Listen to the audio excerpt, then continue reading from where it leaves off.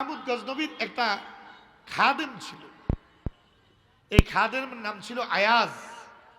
কি নাম? কথাগুলো বোঝা যায় তো ভাই? আয়াজ। আয়াজ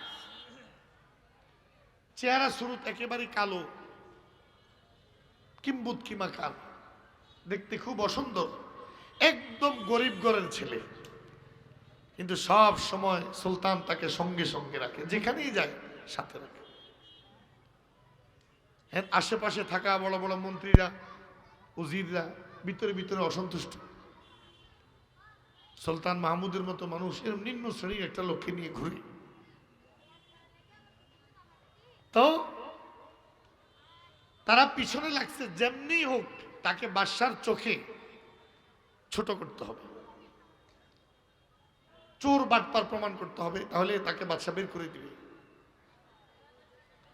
তো তারা সব সময় তার দিকে লক্ষ্য রাখে, কি করে কোথায় যায়, কি করে কোথায় যায়।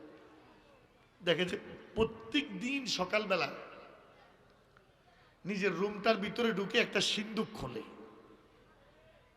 খোলে কি জানি লাড়াচাড়া করে, আবার সিন্দুকে তালা লাগিয়ে দেয় প্রত্যেক দিন। এখন যারা তার বিরুদ্ধে লাগছে তারা কয় পাইছি, নিশ্চয়ই সে রাজদরবার থেকে দামি দামি কোনো জিনিস, স্বর্ণালঙ্কার, মুক্তা, হীরা জহরত, চুনি পান্না চুরি করে এটার ভিতরে ঢুকায়। তো সুলতান মাহমুদ গজনবীর কাছে বিচার দিচ্ছে, আপনি যে আয়াজকে বিশ্বাস করেন সে তো চোর, আপনার বিশ্বাসের অমর্যাদা করে আপনার অগোচরে রাষ্ট্রীয় সম্পদ চুরি করে সিন্ধুকে ঢুকায়। সুলতান মাহমুদ গজনবী বিচার শুনেই বুঝছে এরা তার পিছনে লাগছে, কিন্তু অভিযোগ যেহেতু গুরুতর, এর জন্য এটা তদন্ত হওয়া দরকার। তখনও আয়াজ দরবারে আসে নাই। সুলতান মাহমুদ গজনবী বললেন, চলো এটা আমি নিজে তদন্ত করব। যারা বিচার দিছে তাদের সবাই সঙ্গে নিয়ে একদম সোজা আয়াজের রুমে ঢুকে গেছে। আয়াজ তো একদম বসার থেকে লাফ দিয়ে উঠে গেছে, সুলতান নিজে চলে আসছে। আয়াজ, তোমার এই সিন্দুকটা খোলো। আয়াজ সিন্দুক খোলার আগে সুলতানকে বলছে, সুলতান আমার এই সিন্দুক খুলি কি লাভ? কিচ্ছু নাই, তেমন কিচ্ছু নাই, কি লাভ? আয়াজ যখন খুলতে একটু নারাজ নারাজ, এবার তো যারা অভিযোগ করছে তারা আরো খুশি, ধরা তো খাইছে আজকে। সুলতান বললেন, এটা আমার নির্দেশ, এখন খোলো সিন্দুক। আয়াজ চাবিটা সুলতানের হাতে দিয়ে বলে, সুলতান আপনি খোলেন। সুলতান মাহমুদ গজনবী নিজ হাতে খুলছে। দেখে যে সিন্দুকের ভিতরে এক জোড়া ছেঁড়া জুতা, একটা ছেঁড়া জামা, আর একটা পুরান ছেঁড়া ফাটা পাগড়ি ভিতরে, আর কিচ্ছু নেই। সবাই তো আশ্চর্য হয়ে গেছে, কি কারবার, প্রত্যেক দিন সে সিন্দুক খোলে, কি রাখে? সুলতান মাহমুদ গজনবী বলে, আয়াজ এগুলো কি? আয়াজ কা, সুলতান আমার সিন্দুকে তো এগুলোই আছে। প্রত্যেক দিন তুমি সিন্দুক খোলো, এটা ঠিক কিনা? হ্যাঁ। নাড়াচাড়া করো দীর্ঘ সময় ধরে, ঠিক কিনা? হ্যাঁ। তো এই ছেঁড়া ফাটা জিনিসগুলো দেখার জন্য সিন্দুক খোলো, এটা কোনো পাগল বিশ্বাস করবে? তুমি কেন খোলো এই সিন্দুক, বলো কি দেখো এটার ভিতরে? আয়াজ বলে, সুলতান প্রত্যেকদিন সকালবেলায় সিন্দুকটা একবার খুলি,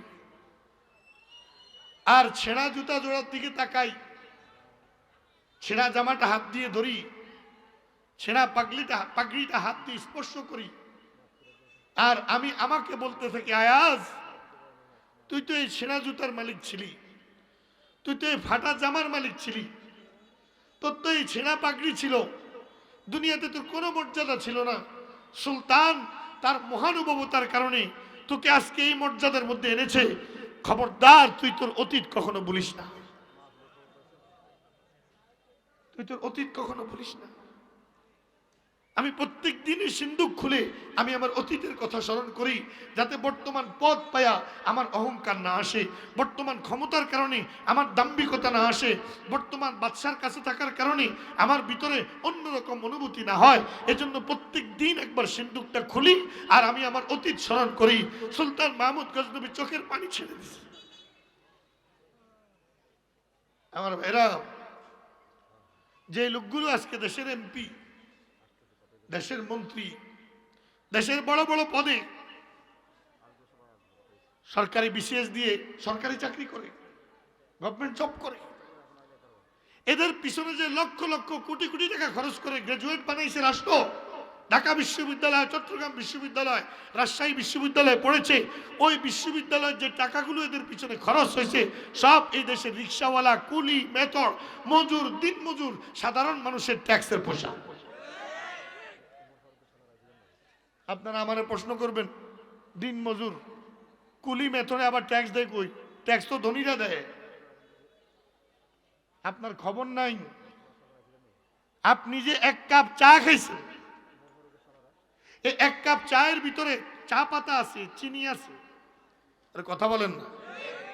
এই চা পাতা কোম্পানি বানাইছে, বাগান থেকে চা পাতা সংগ্রহ করে প্রসেসিং করে প্যাকেট কোম্পানি বানাইছে, আর এই কোম্পানির প্যাকেটটা আপনার কাছে পৌঁছানোর জন্য যে দাম নির্ধারণ করছে, ওই দামের ভিতরে একটা ট্যাক্স সরকার নিয়ে গেছে। যে চিনি চার মধ্যে মিলানো হয়েছে, ওই চিনির থেকে একটা ট্যাক্স, ওই ফ্যাক্টরি থেকে, ওই কারখানা থেকে একটা ট্যাক্স সরকার নিয়ে গেছে। সুতরাং এই দেশের যে কুলি, যে মেথর, যে দিন মজুর, সেও সরকারকে কর দেয়। এই ট্যাক্সের পয়সা দিয়া তুমি লেখাপড়া করে, তুমি গ্রাজুয়েট হয়ে, বিসিএস ক্যাডার হয়ে তুমি এখন দেশের মানুষকে নিম্ন শ্রেণী মনে করো, সাধারণ মনে করো, পশুর মতো আচরণ করো, নিজেকে বড় মনে করো। খোদার কসম, তুমি হইলা গোলাম আর দেশের দিন মজুর হইল মালিক। তারা মালিক, তুমি গোলাম। যে যত বড় সরকারি চাকরিজীবী সে দেশের তত বড় গোলাম। কিন্তু আজ নিজের হে মনিব মনে করে বইয়া রয়েছে। সাধারণ মানুষের কোনো দাম নাই, কোনো মূল্য নাই, কথাও বলতে রাজি হয় না। অতীত ভুলে গেছে। আরে বলেন কি ভুলে গেছে? কেমনে সে বড় হইল? রিক্সাওয়ালারে জড়াইয়া ধরে ভোট লইছে, কুলি মেথডে জড়াইয়া ধরে ধরে ভোট লইছে, লইয়া মেম্বার হয়েছে, চেয়ারম্যান হয়েছে, এমপি হয়েছে, তারপর মন্ত্রী হয়েছে। যদি তার অতীত মনে রাখতো, ভোট লওয়ার সময় যে আচরণ করছে, পুরা 5 বছর জনগণের সাথে একই আচরণ করত। আমি তো মাঝে মাঝে বলি, সবচেয়ে নির্লজ্জ আমাদের দেশের রাজনীতিবিদরা। কারণ 5 বছর আগে যার হাত পাও ধরছে, 5 বছর পশুর মতো ব্যবহার করে, 5 বছর পরে আবার তার ঘরের সামনে এসে দাঁড়াইছে, কতটা বেশরম হইতে হবে। এখানে কোনো দলের কথা না, সবাইরই খাসলো। তাহলে তাদের মধ্যে দাম্ভিকতা কেন? এই অহংকার কেন? সাধারণ মানুষকে দাম দেয় না কেন? সাধারণ মানুষ মরে গেলেও তাদের ব্রু কুচকে না কেন? সাধারণ মানুষ জ্বলে গেলেও তাদের মন জ্বলে না কেন? এরা এদের অতীত ভুলে গেছে, এরা নিমুখ খারাপ। কিন্তু সুলতান মাহমুদ গজনবীর গোলাম অতীত ভুলে নাই। প্রত্যেকদিন সকালবেলায় ছেঁড়া জুতার দিকে একবার তাকায় বলে, সুলতান যদি তোমারে দরবারে আশ্রয় না দিত, তো এই জুতার মালিকও তো তুমি থাকতে না। সুলতান যদি তোমার এই পদ না দিত, এই ছেঁড়া জামাও তো তোমার গায়ে জুটতো না। সুতরাং নিমুখ হারামি কইরো না। আমার ভাইয়েরা, আলাম ইয়াকুনু তুফাতাম মিন মানিয়্যিন ইউমনা সুম্মা কানা আলাকাতান ফাখালাকা ফাসাওয়া। আমি যদি আমার অতীত মনে করি, আমি তো এক ফোঁটা নাপাক পানি ছিলাম, তারপরে আমি দুর্গন্ধযুক্ত একটা রক্তের টুকরায় পরিণত হয়েছি, তারপর একটা দুর্বল গোশতের টুকরা হয়েছে। ফাজআলনাহু সামিআন বাসীরা। অতঃপর আমাকে দুনিয়াতে পাঠায়া শক্তি সামর্থ্য দিয়ে বড় করেছেন, অর্থ দিয়েছেন, ক্ষমতা দিয়েছেন, সম্মান দিয়েছেন, শিক্ষা দিয়েছেন, সব আমাকে দিয়েছেন কে? এরপরে আমি কেমনে আল্লাহর নাফরমানি করি, তার অর্থ আমি আমার অতীত ভুলে গেছি, আমি আমার ইতিহাস ভুলে গেছি। এজন্য সর্বদা মনে রাখা চাই। কথা দীর্ঘ হয়ে গেল। তাইলে বলেন, যেই লোকটা আমার সামনে এসে হাত পাতলো, হাত বাড়ালো, তাকে কখনো ছোট নজরে দেখব না ইনশাআল্লাহ। যদি দিতে না পারি, তাকে বলবো ভাই আমার কাছে নাই ভাই। হ্যাঁ বলে মাফ করো মাফ করো, হে তার বাপের চেয়ে বয়সে বড়, মাফ করেন বলে না, মাফ করো। এমন বেদ্য ভাসেনি কন, তার বাপের চেয়ে বয়সে বড়, মাফ করেনও বলে মাফ করো। বহুত লোক আছে দেখবেন, বাপের চেয়ে বড় বয়সী রিক্সাওয়ালা, এই রিক্সাওয়ালা যাবি, মনে হয় ছোট ভাই, গরিব মানুষ, তুই তোকারি করলে কি কিচ্ছু কয় না, মনে মনে ভাবে হারে তার বয়সের তো আমার নাতিও আছে, হে আমারে আজকে তুই কইরা কথা কয়। আমার রাসূল বলেন, মাল্লাম ইয়ারহাম সগীরানা ওয়ালাম ইউওয়াক্কির কাবীরানা ফালাইসা মিন্না। যে বড়কে শ্রদ্ধা করে না আর ছোটকে স্নেহ করে না, নবী বলেন হে আমার উম্মতি না, তার সাথে আমার সম্পর্কই নাই। তো যাক, ওই গরিব সাহাবীরাও নবীর সামনে আসার পর তাদের অবস্থা দেখে নবী আর সহ্য করতে পারেন নাই। আয়াতটা তেলাওয়াত করার পর একজন গরিব সাহাবী দৌড় দিয়ে ঘরে গেছে, যায় এক মুঠ আটা নিয়ে আসছে। কয় মুঠ? এই বেচারার কাছে আসিল দুধ, এটা এনে একটা কাপড়ের মধ্যে রাখছে। মুহূর্তের মধ্যে সব সাহাবী মসজিদ থেকে বের হয়ে ঘরে ঘরে চলে গেছে। কেউ কাপড়, কেউ জুতা, কেউ লুঙ্গি, কেউ টুপি, কেউ পাগড়ি, যে যা পারছে আইনা নবীর সামনে জমা করছে, বড় বড় টাল হয়ে গেছে।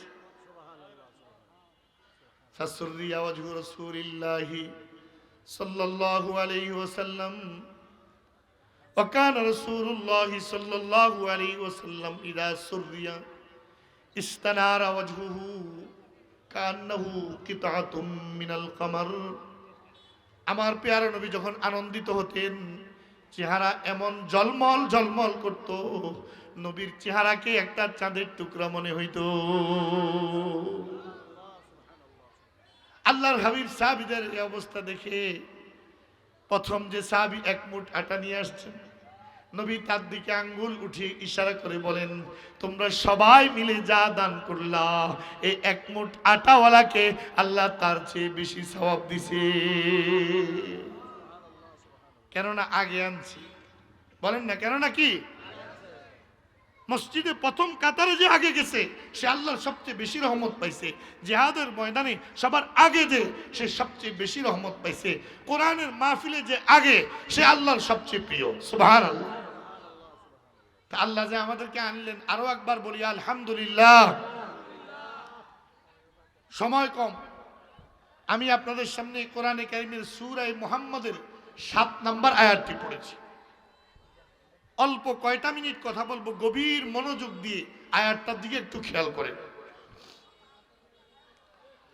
বলেন তো, আমরা আসলে যদি মুমিন হই তো আমাদের সব কিছু চাওয়ার আসল জায়গা কোথায়?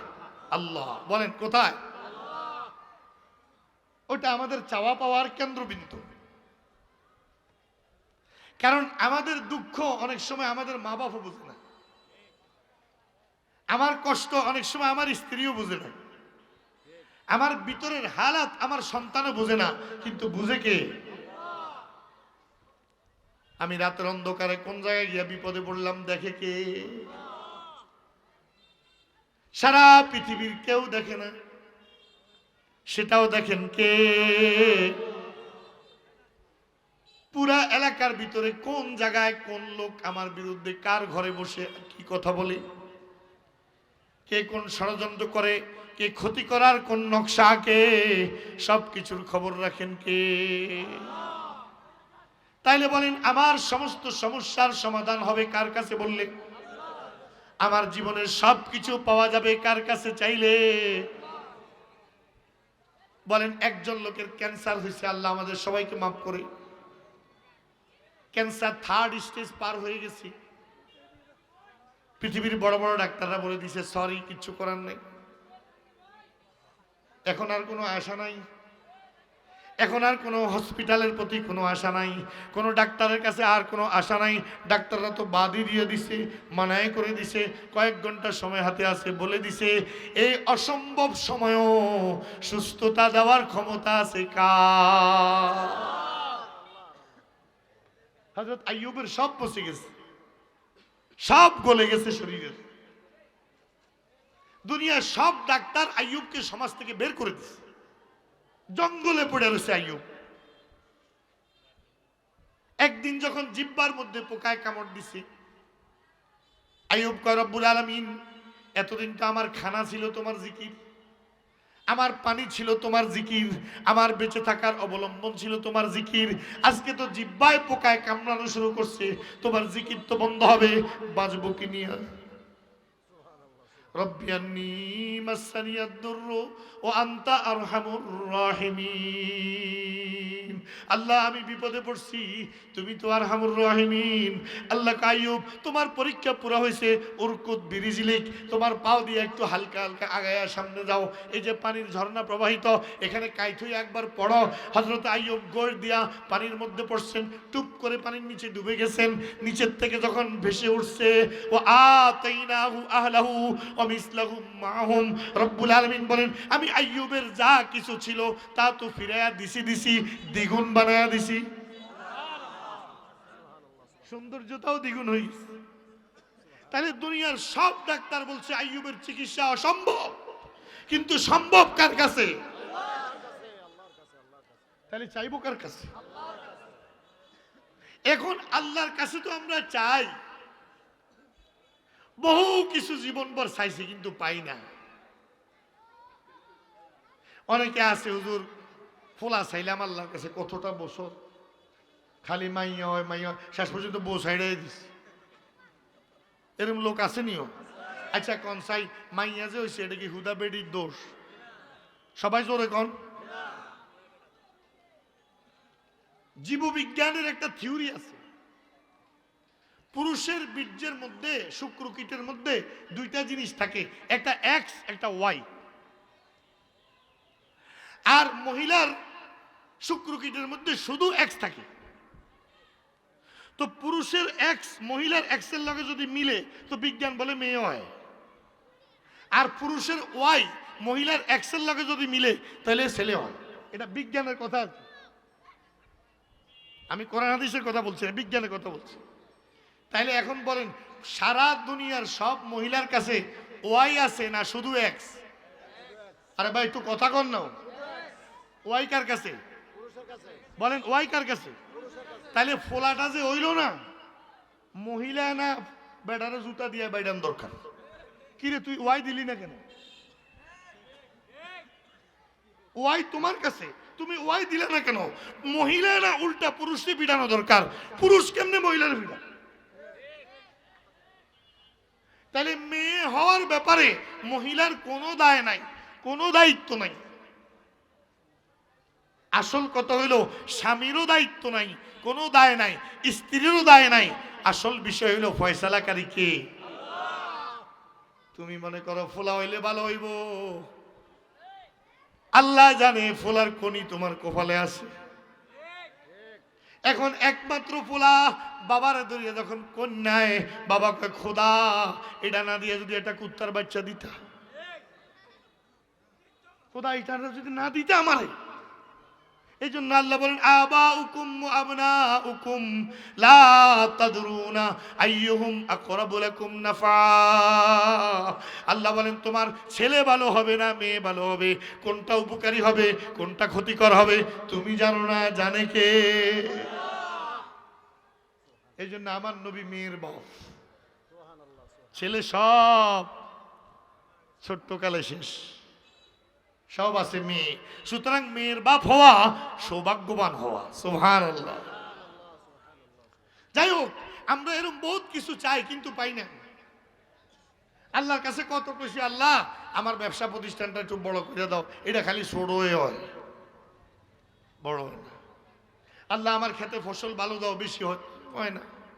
আল্লাহ আমার বিদেশের লাইন দিয়ে রাখছি, 4-5 জায়গায় মাইর খেয়েছি, কত দোয়া করলাম। এই যে একটা অভিযোগ হয় না হয় না হয় না, বলেন এমন অভিযোগ আসেনি? বলেন। আমি এই 5-7 মিনিটে শুধু আজকে এই সমস্যাটার সমাধান দিব যে আমরা আল্লাহর কাছ থেকে কিভাবে পাবো। বলেন, জানা দরকার নেই। এবার পুরা মনোযোগ দিয়ে খেয়াল করেন। আল্লাহ সূরা মুহাম্মদের 7 নম্বর আয়াতে আমাদেরকে বলে দিয়েছেন কেমনে আমরা আল্লাহর সাহায্য পাবো। আল্লাহ কয়, ইয়া আইয়ুহাল্লাযীনা আমানু ইন তানসুরুল্লাহ ইয়ানসুরকুম। আল্লাহকে বান্দা, আমার সাহায্য এমনি পাতি না। আমার সাহায্য পাওয়ার একটা রাস্তা আছে, আমার সাহায্য পাওয়ার একটা পথ আছে, আমার পক্ষ থেকে কোনো কিছু পাওয়ার একটা পথ আছে, রাস্তা আছে। তা হইল তুই যদি আমার হস, আমি আল্লাহ তোর হমু। তুই যদি আমার দ্বীনের জন্য হস, আমি তোর হমু। তুই যদি আমার দ্বীনের সাহায্য করস, আমি তোরে সাহায্য করুম। তুই যদি আমার নবীকে সাহায্য করস, আমি তোরে সাহায্য করুম। তুই যদি আমার কিতাবকে সাহায্য করস, আমি তোরে সাহায্য করুম। তুই যদি দাওয়াতের কাজ করস, তোরে সাহায্য করুম। তুই যদি জিহাদের কাজ করস, তোরে সাহায্য করুম। তুই যদি তাবলীগের কাজ করস, তোরে সাহায্য করুম। তুই যদি সাদাকা করস, আমিও সাদকা করুম। আনফিক উনফিক আলাইকা, তুই যদি আমার রাস্তায় খরচ করস, আমিও তোর পিছনে খরচ করুম। আল্লাহু আকবার। সহিহ বুখারী হাদিস। ইয়া ইবনে আদম, এ বনি আদম, আনফিক উনফিক আলাইকা। আচ্ছা, এক বেটা 1000 টাকা ঋণ, আমার কন্যা কত ঋণ?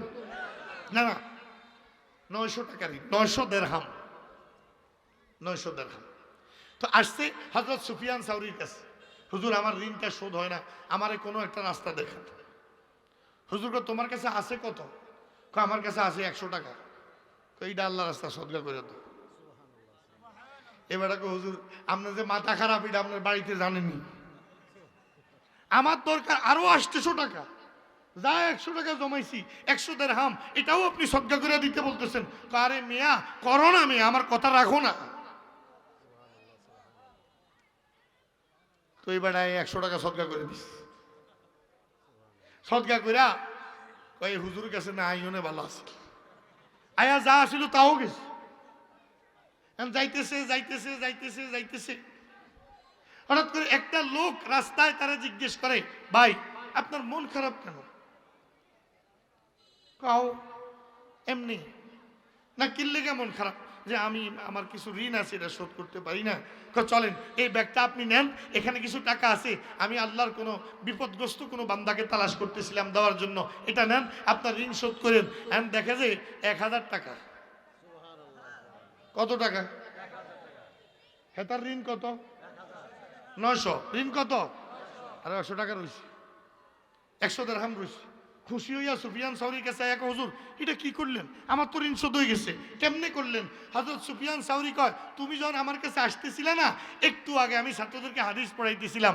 আল্লাহ বলছেন, ইয়া ইবনে আদম আনফিক উনফিক আলাইকা, এ বনি আদম তুই খরচ কর, আমিও তোর পিছনে খরচ করুম। আবার কোরআনে আল্লাহ বলছেন, কেউ যদি 1 পয়সা দেয়, বিনিময়ে আমি 10 দিব। তো তুমি 100 দিছো, আল্লাহ তোমার 10 গুণ বাড়াই দিচ্ছে, তোমার ঋণ শোধ হয়ে গেছে। আনফিক উনফিক আলাইকা।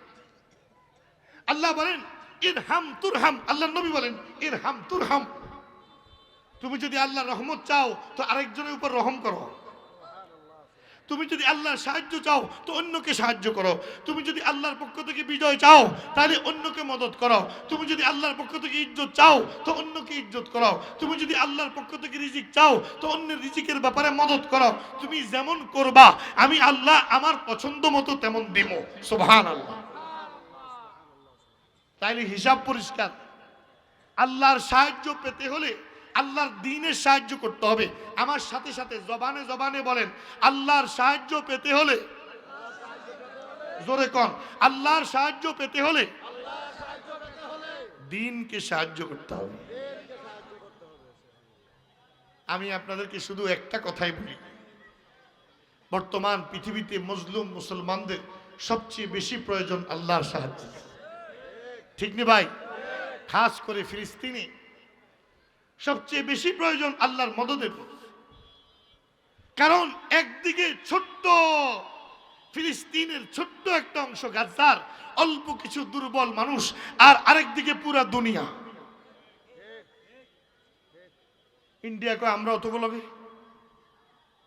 আমেরিকা কয় আমরাও তোদের সাথে, ব্রিটেন কয় আমরাও তোদের সাথে, ফ্রান্স, সুইজারল্যান্ড, কানাডা, ইতালি সব বলে আমরা তোদের সাথে, আমাদের অস্ত্র তোদেরকে দিব, আমাদের ফাইটার জেট তোদেরকে দিব, আমাদের ক্ষেপণাস্ত্র তোদেরকে দিব, আমাদের যত ধরনের দূরপাল্লার ক্ষেপণাস্ত্র আছে তোদেরকে দিব, ব্যালিস্টিক ক্ষেপণাস্ত্র তোদেরকে দিব, মিসাইল তোদেরকে দিব, মেশিন গান তোদেরকে দিব, অত্যাধুনিক ট্যাঙ্ক তোদেরকে দিব, সব তাদের আছে, আমাদের কাছে কিচ্ছু নাই।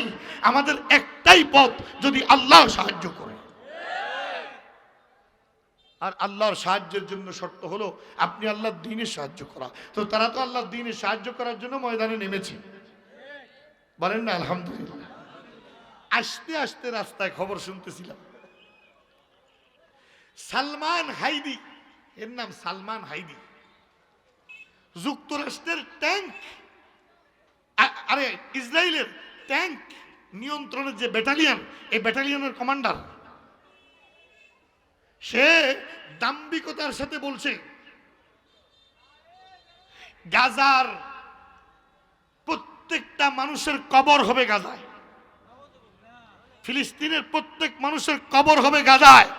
আর গতকাল কুত্তার মতো তার ট্যাঙ্ক সহকারে মুসলমানদের ছোট্ট একটা ক্ষেপণাস্ত্র ট্যাঙ্ক সহকারে ছিন্ন ভিন্ন করে তাকে জাহান্নামে পাঠায়। সে ছিল ভবিষ্যৎ ইসরায়েলের সেনাপ্রধান, ইসরায়েলের ভবিষ্যৎ সেনাপ্রধান। যেদিন হামাস আক্রমণ করলো, এদিন সে ইসরায়েলের সেনাবাহিনীর মধ্যে সবার আগে মুসলমানদের বিরুদ্ধে যুদ্ধ করার জন্য মাঠে আসছে, এজন্য ইসরায়েলের সবার কাছে হিরো হয়ে গেছে। এবং সে এমন ট্যাঙ্কে করে আসছে, যেই ট্যাঙ্ক পৃথিবীর সবচেয়ে আল্ট্রা মডার্ন অত্যাধুনিক প্রযুক্তি সম্বলিত ট্যাঙ্ক, যেটাকে কোনো ক্ষেপণাস্ত্র আক্রমণ করলেও নষ্ট করতে পারবে না।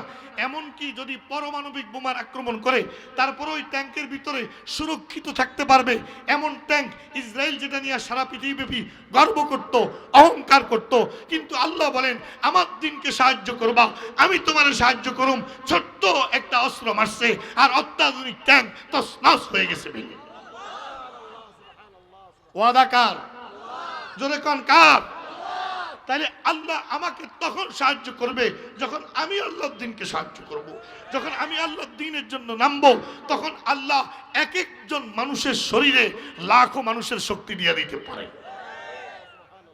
বুখারী শরীফের হাদিস, মুতার যুদ্ধে হযরতে খালিদ ইবনে ওলীদ যুদ্ধ করার সময় ওনার হাতের মধ্যে 9টা তলোয়ার ভাঙছে। আল্লাহু আকবার কোন জোরে? কয়টা তলোয়ার? অথচ একটা তলোয়ার দিয়া 14 গোষ্ঠী জিহাদ করে, তারপরও ভাঙে না।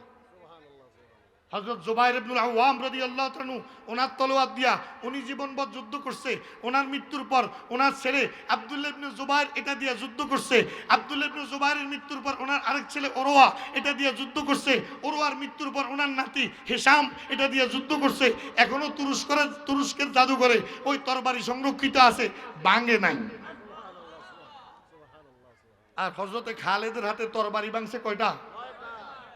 এরপরে কয় লাম ইয়াবকা ইল্লা সুফাইহাতুন ইয়ামানিয়া, কয় তারপরে একটা ছোট্ট ছুরি ছিল হাতে ইয়ামানি, কয় এটা দিয়েও কয়েকশো কাফেরের জাহান্নামে পৌঁছাইছে।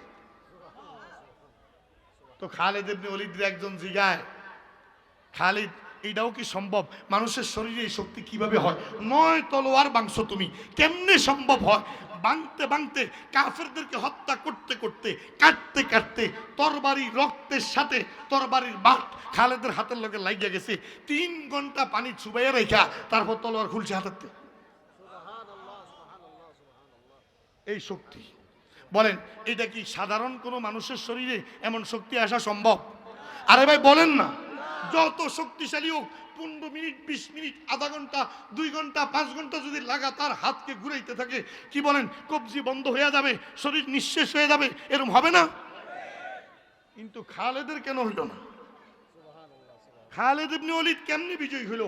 খালিদ ইবনে ওয়ালিদ কেন তরবারি ভাঙলো? তাহলে আল্লাহর ওয়াদা, ইন তানসুরুল্লাহ ইয়ানসুরকুম, যদি তুমি আমাকে সাহায্য করার জন্য এগিয়ে আসো, আমি তোমার দুর্বল হাতকে চীনের প্রাচীর থেকেও মজবুত বানায় দেব। ক্ষমতা কার? শর্ত আছে, আপনি আল্লাহর থেকে নিতে হলে আপনাকে আল্লাহর জন্য দিতে হবে। আপনার যা আছে তা দেন, বিনিময়ে আল্লাহর কাছ থেকে নেন। আপনি দিবেন ছিঁড়া ফাটা,